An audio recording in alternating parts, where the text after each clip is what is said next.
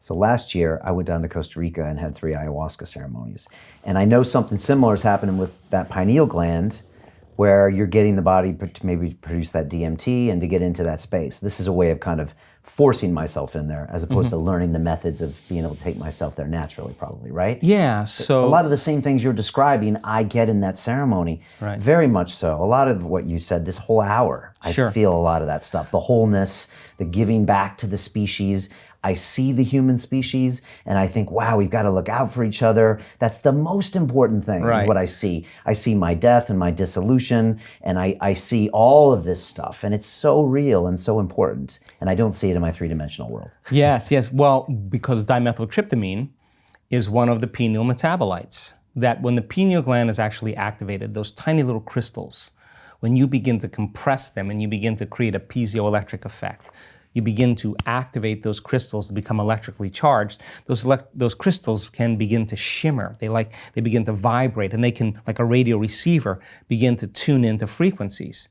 So then, as you teach a student how to do that, what happens is the pineal gland, once it hooks up to an energy, begins to produce an upgrade of melatonin. And one of those chemicals is dimethyltryptamine, a very profoundly powerful hallucinogenic. But that's only one, and that comes from the plant medicine. But at the same time, when the pineal gland is activated, it produces very powerful antioxidants, anti-cancer, anti-aging, anti-heart disease, anti-stroke, anti-neurodegenerative, anti-inflammatory, antimicrobial. You take that molecule, you tweak it again, you have a benzodiazepine. What's that? Valium. You're gonna shut down the survival centers in your brain, so you're gonna feel totally safe to create. You're gonna create the same chemicals that a hibernating animal creates. No sex drive, no appetite, no preoccupation with the environment. That's the first 3 energy centers of your body. Where's energy gonna move? Into your heart. The body goes into stasis. You're gonna create the same chemical found in an electric eel. You're gonna have high amplitudes of energy in the nervous system. We've measured this. Now, not a little bit of energy. Not a lot of energy. I'm talking about a supernatural amount of energy, like hundreds of standard deviations outside of normal. That person's having an arousal. Now, an arousal normally takes place from the stress hormones: fear, aggression, or anger, or pain. That's what creates arousal. That's a fight or flight sympathetic response. Now, this arousal is bliss. This arousal is ecstasy. And now the arousal in high gamma brainwave patterns, amplitudes that are way outside of normal. The person is super conscious in that state. They can't make their brain do that. That's happening to them. That's that high amplitude, that an electrical charge that like electric eel electrically activates their nervous system. Now the brain is doing that. And now here comes dimethyltryptamine. Now the inner experience is going to be more real than anything out there. Now, plant medicine does that to shift the person's consciousness, because that chemical fits into the same receptor sites as serotonin and melatonin, but this has got a very different message, right? So now imagine the flood of these metabolites coming from the pineal gland. The pineal gland's transducing a frequency. It's a transducer into profound imagery. So if the person then has an inner experience that is that profound, experience enriches the brain, right? So now you're laying down new circuits, and experience produces an emotion. The person's feeling an arousal of ecstasy or bliss.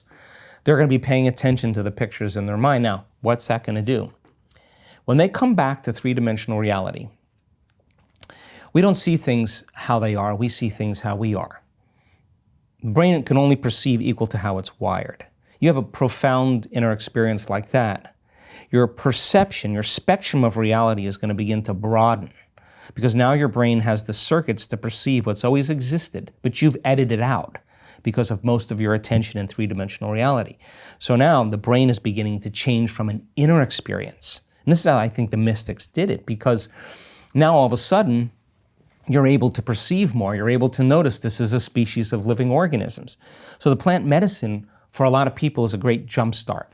But by the same means, I have seen people do 65 journeys of plant medicine with stage 4 cancer, and they haven't changed their stage 4. Well, time to do something else. Yeah. Time that, let's get practical here. It's time to change it up. Also, I find the way I can improve is when I get back, I have to do the daily work. I have to do the meditations. I have to, I'm trying to patch together the things that you teach, recognize my emotions, make my reality different, stop reacting. That's where the hard work happens. Yeah. You can't just go back in front of the ceremony. Yeah, exactly. I don't think. Exactly.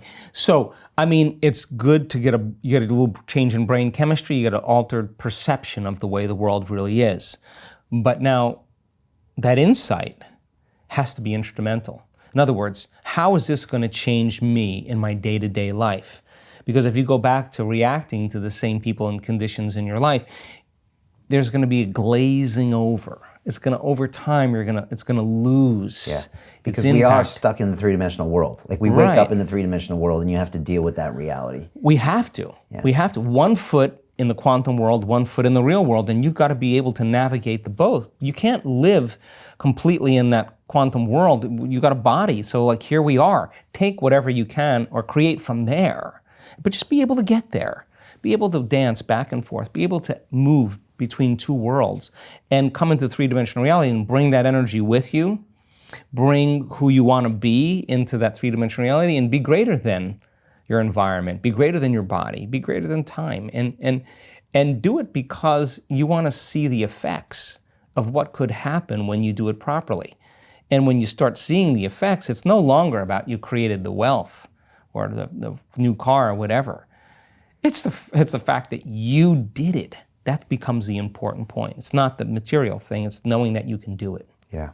One thing I always go back to is when I'm 7 years old and my parents divorce and I'm in San Diego. And that's this kind of traumatic event that I always come back to in my experiences.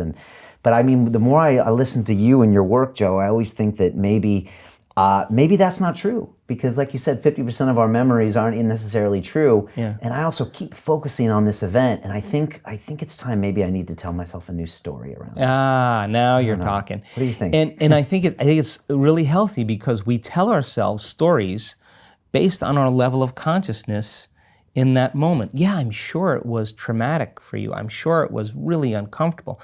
I'm sure you experienced a lot of separation and a lot of duality. And yeah, that's really true. However, the question is, when you get to certain problems and conditions in your life that trigger the same emotion, do you return back to that 7-year-old child that's unconsciously trying to figure out the world or feeling isolated or alone or whatever? So then is it the event that's important? No.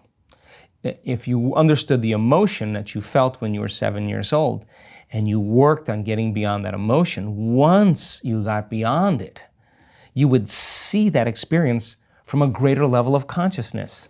And you would see that it was the best possible outcome for you, the best possible outcome for your parents, and you would see it instead of from a place of hurt or suffering, you would see it from a place of understanding, a place of compassion.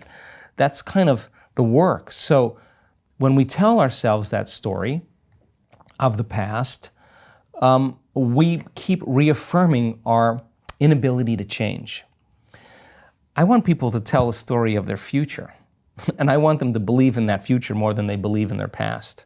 I want them to romance their future more than they romance their past. I want them to make their future more real than their past. And if you keep doing that, that becomes reality. So yeah, it takes a lot of work. Yeah, and you know what? People in our work, they watch their mind movies before they go to sleep. Why? Because that's the best thing they should be putting in their brain before they go to bed. Yeah, they sit up before they lay down and they work on restoring their body for 15 or 20 minutes because it's their temple. It's their servant. They want to acknowledge it. They want to love it so that it restores and regenerates.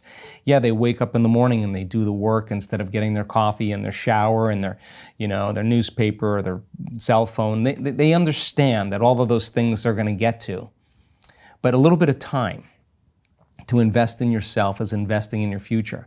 And I think that if you believe in yourself, you believe in possibilities. And when you believe in possibilities, you got to believe in yourself. So people are now all of a sudden becoming more resourceful. They're standing up for themselves. They're doing the work, whether they're 92 years old or 90 years old. You can't, a 90-something-year-old lady that in one of our last events, she made her own mind movie. Right? You can't tell me you're old and you can't do technology now. We have someone that was 92 that did it. Mind movie is when you play something. You make a movie of your future. Of your future, right. Yeah. And what do you want to be in your future? Like a television commercial. You don't get so lost in it.